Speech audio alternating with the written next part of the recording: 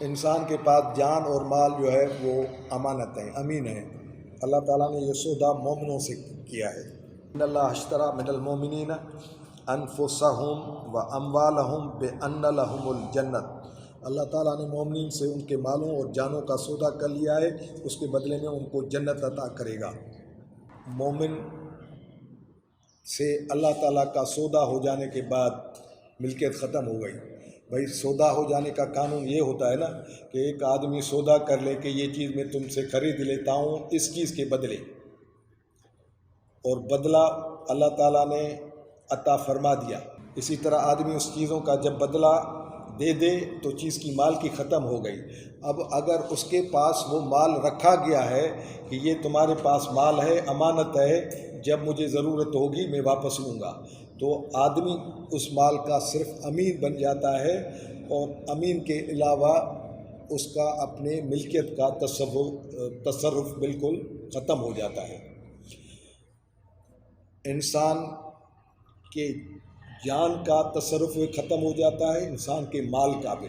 انسان کے جان کا تصرف ختم ہو جاتا ہے، اس لیے انسان خودکشی نہیں کر سکتا، اس لیے کہ جان تمہاری اپنی ہے ہی نہیں۔ اگر آدمی یہ بولے کہ مجھے ماں باپ نے جنا ہے، انہوں نے بڑا کیا ہے، انہوں نے کھلایا پلایا ہے، میں مالک ہو گیا ہوں، جان تو میری اور میرے ماں باپ کی عطا ہے، میں اپنا مالک ہوں، خودکشی کروں تو کیا فرق پڑتا ہے؟ لیکن دین کے تحت نہیں کر سکتے۔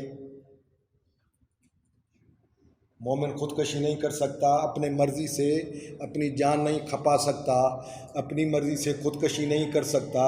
جب اپنی مرضی سے خودکشی نہیں کر سکتا تو اپنی مرضی سے مال کیسے کھپائے گا؟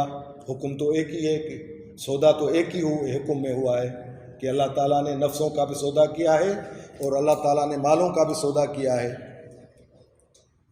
بھائی جب جان پر آپ کو تصرف حاصل نہیں ہے، آپ خودکشی نہیں کر سکتے، حرام کی موت مریں گے، ٹھیک ہے نا؟ تو مال کیسے آپ صرف کریں گے سودا ہو جانے کے بعد؟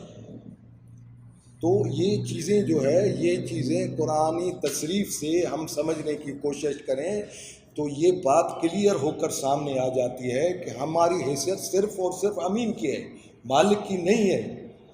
ہم خلیفے کے طور پر بھی امین ہیں، ہم خدا تعالیٰ سے کیے ہوئے سودے میں بھی امین ہیں، ہم اللہ تعالیٰ سے جو میثاق اور عہد کر چکے ہیں اس میں بھی امین ہیں، ہم نے الست بربکم کے جواب میں کالو بلا کہا ہے اس حیثیت سے بھی امین ہیں۔ ہماری تمام حیثیتیں جو ہے وہ صرف اور صرف امین کی متعین ہوتی ہیں، مالک کی متعین ہوتی ہی نہیں ہیں۔ جب امین کی حیثیتیں متعین ہوتی ہیں تو آپ مالک کی قانون سازیاں کیسے کریں گے؟ آپ امین کی قانون سازیاں کریں گے۔ جتنی بھی آپ کی قانون سازیاں ہوں گی وہ امین کے درجے میں ہوں گی، امین کی حیثیت میں ہوں گی۔ آپ کے جتنے بھی فتوے ہوں گے وہ آپ کے امین کی حیثیت میں ہوں گے، آپ کے جتنے بھی مباحات ہوں گے، آپ کے جتنے بھی حلال حرام ہوں گے وہ امین کی حیثیت میں ہوں گے، مالک کی حیثیت میں نہیں ہوں گے۔